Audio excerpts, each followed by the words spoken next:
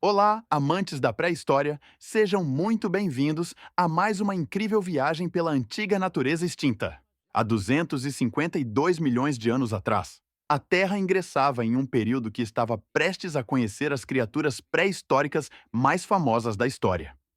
O Triássico, o período em que surgiram os dinossauros. E sabe em que ponto do mundo isso aconteceu? Brasil! Isso aí, pessoal! Os fósseis mais antigos, já identificados de dinossauros, foram encontrados no que hoje é o Brasil e também na Argentina. O período do Triássico se deu origem após uma outra grande extinção que o antecedeu, não uma extinção qualquer, mas a que marca a divisão entre as eras Paleozoica e Mesozoica, o que significa que praticamente todos daquele período encontraram seu fim, e assim a era Mesozoica pode se iniciar, e nesta os dinossauros também. Mas é claro que, como a maioria das grandes extinções em massa que assolaram o nosso amado planeta, os especialistas não sabem por que ou como ela ocorreu, embora tenham proposto muitas teorias, como a clássica de um gigante asteroide colidindo com a Terra, ou então erupções vulcânicas em massa, ou liberação de metano das profundezas do oceano, que é um gás de efeito estufa, que pode intensificar o aquecimento global, a acidez nos oceanos, afetando a vida marinha e, ainda por cima, influenciar nas mudanças climáticas severamente. Enfim, também foi proposta a teoria da mudança no nível do mar, aridez e etc. A extinção do Permiano-Triássico, também chamada pelos cientistas de Grande Morte, acabou com 90% de todas as espécies do planeta Terra. Para se ter uma ideia, isso é mais devastador que a famosa extinção em massa dos dinossauros. E, inclusive, segundo algumas estimativas, estima-se que o planeta pode ter demorado 10 milhões de anos para se recuperar. Na época, existiam muitos grupos de insetos e também havia répteis semelhantes a mamíferos. E um grupo de criaturas chamadas trilobites, que é esse bichinho que habitou os oceanos há 252 milhões de anos, e que de pequeno não tinha nada. Enfim, obviamente, não sobrou nenhum deles para contar a história. Por causa do estrago gigantesco, houve um novo restabelecimento de ecossistemas, que é visto no início do Triássico. Inclusive, segundo o Dr. Paul Kenrick, pesquisador do Museu Especializado em Plantas Fósseis, os primeiros milhões de anos do Triássico são marcados pela ausência de carvão. Acredita-se que isso esteja relacionado à extinção em massa que ocorreu e ao tempo que levou para a recuperação das plantas. O carvão é formado a partir de matéria vegetal que se decompôs em turfa.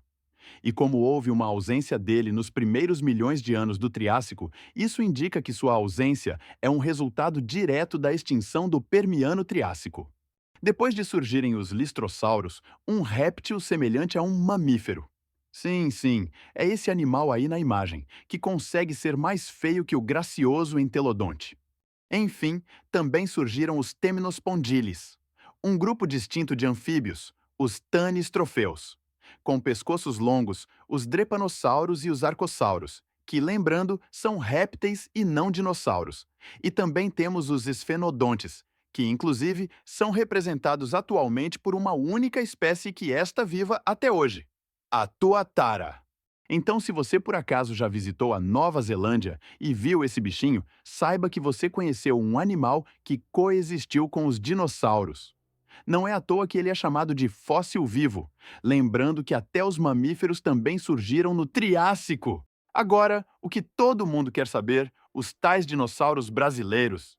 Pessoal, durante muito tempo, não houve registros claros em terras brasileiras sobre a origem dos dinossauros. Ao contrário da Argentina, onde o registro fóssil de precursores de dinossauros, ou seja, criaturas que vieram antes dos dinossauros, é relativamente abundante. No entanto, o mundo dá voltas, e felizmente houve a magnífica descoberta de um novo espécime na região central do Rio Grande do Sul, mas especificamente em Santa Maria, extraordinariamente bem preservado. A descoberta foi tão incrível que entrou até para o Guinness World Records em 2021, como os fósseis mais antigos do mundo, com cerca de 233 milhões de anos. E melhor ainda, em 2022, cerca de um ano após esta descoberta, foram encontrados os fósseis mais antigos de um precursor dos dinossauros já achado. Essa região do Rio Grande do Sul já era conhecida mundialmente por ter um impressionante registro fossilífero e que apresenta rochas do período do Triássico, aflorando em beiras de estradas, açudes e até lavouras. Chamados de dinossauros gaúchos, no site da Universidade Federal de Santa Maria, esses animais eram carnívoros, tinham 1,50 m a 3 metros de comprimento e andavam pelas patas posteriores, ou seja, eram bípedes. Segundo a matéria, já foram escavadas cerca de meia dúzia de espécies dessas rochas.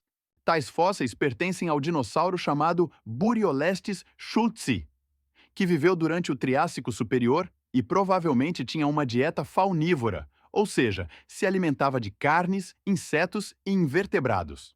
Embora seus fósseis tenham sido encontrados, ainda não há um esqueleto totalmente completo. Na verdade, seus primeiros fósseis foram achados em 2015, no município de São João do Polesine, Rio Grande do Sul, por Rodrigo Müller, da UFSM. Pertencente ao grupo Sauropodomorpha, este dinossauro viveu há 233 milhões de anos e teve seu cérebro reconstruído pelos cientistas. Este espécime apresenta um neurocrânio muito bem preservado, coisa que nunca foi encontrada em outros dinossauros sauropodomorfos. A partir disso, os pesquisadores puderam reconstruir o primeiro cérebro completo de um dos dinossauros mais antigos do mundo. Segundo José Darival Ferreira, também da UFSM, e bolsista da Coordenação de Aperfeiçoamento de Pessoal de Nível Superior, CAPES, que também participou da reconstrução do cérebro. Com o advento de novas tecnologias, como a microtomografia computadorizada, é possível gerar um modelo tridimensional que preserva feições da morfologia externa do cérebro. E foi possível preencher virtualmente a cavidade encefálica do Buriolestes schultzi e gerar um modelo tridimensional do cérebro e do ouvido interno. Com isso, conseguimos observar o padrão bastante primitivo, não muito especializado ou modificado, em comparação a outros dinossauros. As estruturas observadas no cérebro do animal nos indicam que era provavelmente um caçador de boa visão e de olfato não tão desenvolvido. Assim, foi possível descobrir que o cérebro do Buriolestes é muito pequeno, com cerca de 1,5 gramas, ligeiramente mais leve que uma ervilha. Os bulbos olfatórios deste dinossauro também são pequenos. Enquanto nos saurópodes, os olfatos são tão desenvolvidos que provavelmente ajudavam esses dinossauros a detectar plantas tóxicas ou predadores se aproximando. Provavelmente, os bulbos olfatórios dos saurópodes se desenvolveram devido à socialização deles. Um fato curioso é que, mesmo sendo um pequeno carnívoro, ele pertence e é considerado o membro mais primitivo da linhagem que originou os grandes saurópodes, como o Brachiosauro e o Diplodoco, que eram gigantescos. Deste modo, os cientistas comparam o crânio do Buriolestes com os dos pescoçudos, conseguindo entender melhor sobre a tal linhagem. E melhor ainda, pessoal, nós não temos só o Buriolestes, mas sim também o Saturnalia tupiniquim, bem como outros dinossauros que são considerados os mais antigos do mundo. Há mais de 20 anos, o primeiro estudo sobre o Saturnalia tupiniquim foi publicado pelo professor Max Langer, da USP, que na época era estudante de doutorado na University of Bristol, Inglaterra. Em 1998, foram desenterrados 2 esqueletos em Cerro da Alemoa ou Valdsanga, localizadas nos arredores de Santa Maria, sul do Brasil. Estes esqueletos foram atribuídos à espécie Saturnalia tupiniquim, tornando-se assim, na época, o membro mais antigo do grupo Sauropodomorpha. Enfim, os anos se passaram, e durante mais de 20 anos, as únicas coisas que restaram para estudar o crânio com base nos esqueletos achados foram os frontais, e o esquamosal esquerdo e postorbital, e a caixa cerebral, juntamente com o lacrimal direito isolado e dentário esquerdo. Mas calma, se você não sabe o que é um esquamosal, um postorbital e tudo mais, não se preocupe. Aqui está uma ilustração do crânio reconstruído do Saturnalia tupiniquim. Nós escrevemos aonde estão localizadas essas estruturas ósseas para você. Continuando, foi possível reconstruir o crânio deste dinossauro em 3D, com o uso de um microtomógrafo instalado no Centro para Documentação da Biodiversidade, no Departamento de Biologia da USP, em Ribeirão Preto.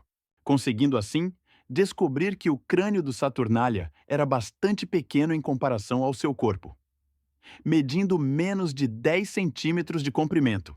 Este animal tinha um pescoço longo e seu crânio, pequeno e leve, provavelmente lhe concedia mais mobilidade e agilidade para movimentos de cabeça e pescoço, o que poderia tê-lo ajudado na captura de presas como pequenos vertebrados ou insetos. O Saturnalia, apesar de fazer parte do grupo Sauropodomorpha, assim como o Buriolestes, também era pequeno, medindo cerca de 1,5 metro de comprimento e pesando menos de 30 quilos. Os fósseis do Saturnalia tupiniquim são muito importantes para que os cientistas entendam mais sobre os saurópodes, já que tanto o Buriolestes quanto o Saturnalia são ancestrais dos gigantes pescoçudos que eram herbívoros, ao contrário de seus antepassados. Toda essa descoberta, segundo a UFSM, impactaram o mundo da ciência e ajudaram os especialistas a entenderem mais sobre a origem dos dinossauros. Jornais mais renomados do mundo como o The New York Times e meio especializados como a National Geographic noticiaram os estudos publicados pelo CAPA, Universidade Federal de Santa Maria. Graças a essas importantes descobertas e os estudos e esforço por parte do pessoal da UFSM, bem como outros paleontólogos, o Brasil ganhou um certo destaque no meio paleontológico, embora, infelizmente, o nosso país não valorize a ciência como deveria. No entanto, pessoal, agora que sabemos sobre os dinossauros mais antigos do mundo, não seria interessante saber sobre o tal precursor dos dinossauros citados anteriormente? Afinal, além de ser o mais antigo do mundo, ele também é brasileiro. Então vamos lá. Um precursor dos dinossauros é um réptil que veio antes dos dinossauros e compartilha características com os dinossauros, mas mesmo assim não é considerado um. Em relação ao precursor brasileiro, existe um certo debate sobre este precursor ser mais antigo que restos fósseis de outros precursores que foram encontrados na Tanzânia e Zâmbia. Embora muitos estudos discordem, argumentando que os depósitos são mais jovens que o do Brasil. Enfim, este espécime teve seu fóssil estudado e publicado pelo paleontólogo da Universidade Federal de Santa Maria, Dr. Rodrigo Temp Müller, e o estudante de mestrado da mesma instituição, Maurício Silva Garcia.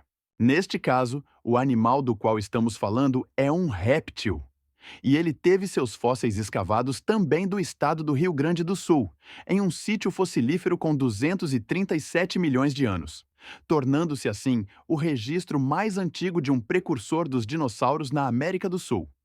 Este espécime revelou um conjunto de características únicas, devido ao seu fóssil compreender um fêmur de 11 centímetros de comprimento, de um grupo chamado Dinossauromorpha, que engloba os dinossauros e seus ancestrais próximos. Com essa descoberta extraordinária, os especialistas conseguiram preencher uma certa lacuna em branco que estava no registro fóssil do Brasil, assim descobrindo que os ancestrais dos dinossauros viveram há 1 milhão de anos atrás na América do Sul. Aliás, em 2024, também foi achado outro precursor, novamente no Rio Grande do Sul, mas especificamente no município de Paraíso do Sul, por Pedro Lucas Porcela Aurélio, uma nova espécie de réptil, que foi chamado de Gondwanax paraisensis. Ele viveu há 237 milhões de anos atrás e é considerado o fóssil mais antigo de sua linhagem. Foi concluído que, devido aos detalhes do esqueleto fossilizado, provavelmente o animal pode ser um dinossauro ou um parente muito próximo. Estima-se que ele teria atingido cerca de 1 metro de comprimento. Além disso, embora não tenha sido achado nenhum dente ou crânio para podermos descobrir sua dieta, ele está ligado a animais herbívoros ou onívoros, então provavelmente tinha este tipo de alimentação. Como o Gondwanax paraisensis, como parte de um grupo chamado Silesauridae, em decorrência das características diagnósticas de seu fêmur.